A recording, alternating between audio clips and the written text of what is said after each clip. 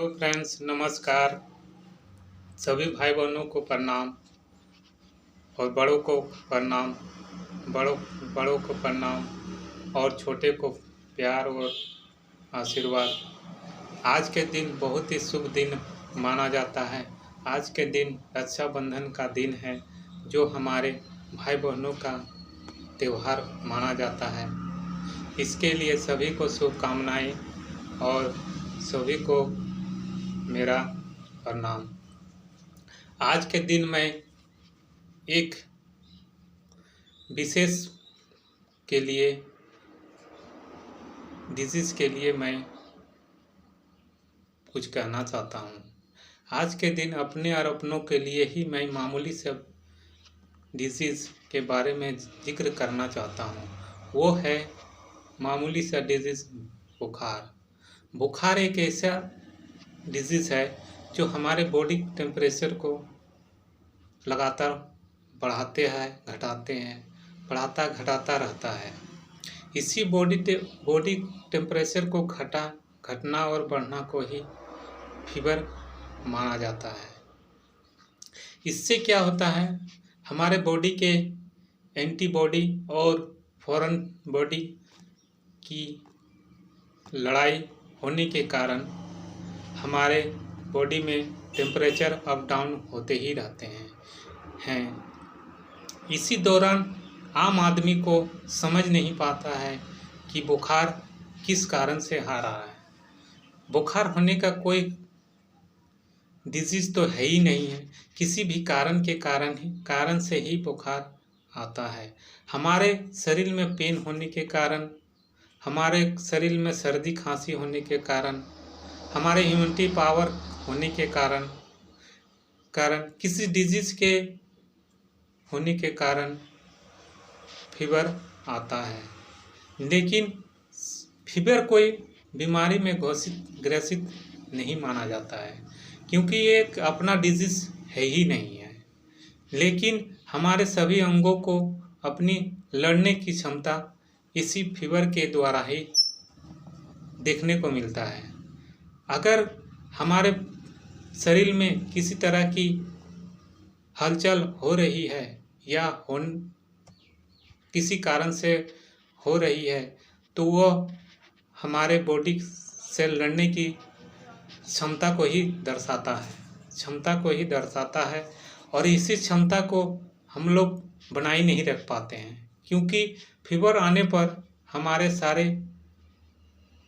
Body और अपने अकबका जाते हैं। अकबकाने के कारण ही हमारे आसपास में जितने भी एलोपैथ मेडिसिन और भी सारे मेडिसिन के द्वारा एंटीबॉडी को कमज़ोर कर देते हैं। एंटीबॉडी कमज़ोर होने के कारण बॉडी से लड़ने की क्षमता को ख़त्म कर देती है। ख़त्म होने के कारण हमारे शरीर में किसी बीमारी के प्रति लड़ने की क्षमता को खो देते हैं। हमें इसी के बारे में कुछ जानकारी देना चाहता हूँ, क्योंकि ये बीमारी या कोई भी बीमारी अगर बॉडी में हो रही है, तो हमें सबसे पहले अपने बॉडी को रिलैक्स रखना चाहिए। रिलैक्स के साथ साथ अपने बॉडी को फॉरेन बॉडी से लड़ने के लिए देना चाहिए। इससे क्या होता है कि अपनी क्षमता और फॉरेन बॉडी की क्षमता को दर्शाता है। दर्शाने के साथ साथ हमारे फॉरेन बॉडी में जो भी हलचल होती है, उसे हमें दर्शाने की मौका मिलता है। इस वीडियो में पूरा देखिएगा, क्योंकि देखने से ही आपको कुछ समझ में आएगा और पूरा देखने से ही आपको पूरी तरह से समझ में आएगा फीवर के बारे में। फीवर हमें किसी सर्दी खांसी, फोड़ा फुंसी, हेडेक, कान दर्द, दांत दर्द आदि के किसी कारण से ही होता है। इसी फीवर को लेकर डिजीज़ तो नहीं मानते हैं, लेकिन किसी भी फीवर को हम किसी कारण से ही जोड़ते हैं। कारण केवल यही है जो बॉडी से ही उत्पन्न होता है। इससे हमें केवल एक ही सावधानी बरतनी चाहिए। कभी भी किसी तरह के फीवर अगर आए, तो केवल बॉडी को रिलैक्स दें बॉडी को शांत रखें और केवल बॉडी को लिक्विड और फल जूस ये सब का ही सेवन करें, जैसे नारियल का पानी, फ्रूट का जूस, केवल फ्रूट का जूस और नारियल का पानी को ही सेवन करें दिन भर, और कोई चीज़ का सेवन मत कीजिए। इससे क्या होगा, बॉडी का जो एंटीबॉडी है, हमारे सेल्स हैं, वो ग्रोथ करेंगे। ग्रोथ करने से ही हमारे एंटीबॉडी मजबूत होंगे और फौरन बॉडी को पूरी तरह से सफाई कर देंगे। पूरी तरह सफाई होने के साथ ही हमारा शरीर धीरे धीरे टेम्परेचर लो हो जाएगा और पूरी तरह से हमारे बॉडी टेम्परेचर कम हो जाएंगे। कम होने के साथ अपना बॉडी टेम्परेचर में लेवल में आ जाएंगे। इसी तरह से हमारे बॉडी को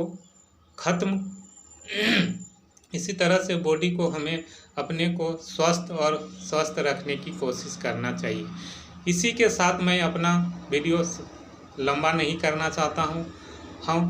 वीडियो अगर पसंद आए या ना आए, लेकिन लाइक, शेयर और सब्सक्राइब जरूर कीजिएगा। इससे क्या होगा, मैं मामूली डिजीज़ के बारे में ही थोड़ी जानकारी मैं जरूर दूंगा, जिससे होगा कि मैं आने वाले समय में औरों से डिजीज़ के बारे में कोशिश करूंगा कि एलोपैथ का सिस्टम और जो हमारे बॉडी से ख़राब हो रही है उसका अच्छी तरह से भरपाई हो। नमस्कार, जय हिंद, जय भारत।